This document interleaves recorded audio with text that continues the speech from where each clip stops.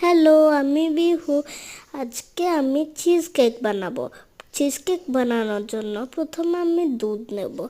দুধে অনেকটা ক্রিম মেশাবো, দিয়ে তাতে আমি একটু ভিনেগার দিয়ে ছানা করে নেব। ওটা ওটা ফেটে গেলে আমরা একটা জায়গায় ওটা রেখে দেব কিছুক্ষণের জন্য। দিয়ে আমি একটা জায়গায় বাটার কাটলাম, দিয়ে ওটা একটা বাটিতে দিলাম বা মাইক্রোওভেনে সেট করলাম।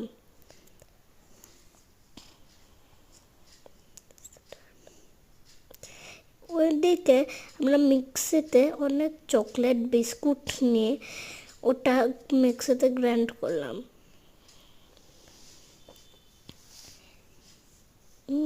দিয়ে তারপর আমরা একটা বাটারের যে আরে মিউট করো।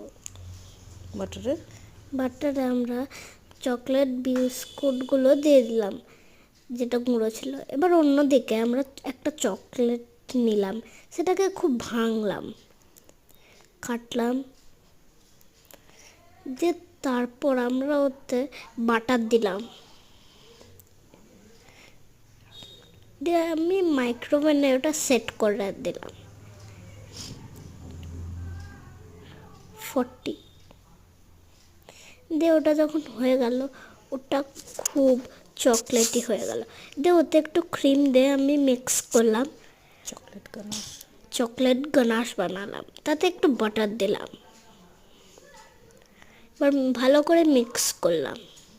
এবার যেখানে ওই ছানাগুলো ছিল, সেই ছানাগুলো মিক্সিতে দিলাম, দিয়ে ওটাতে একটু ক্রিম দিয়ে আমি গ্রাইন্ড করলাম মিক্সিতে।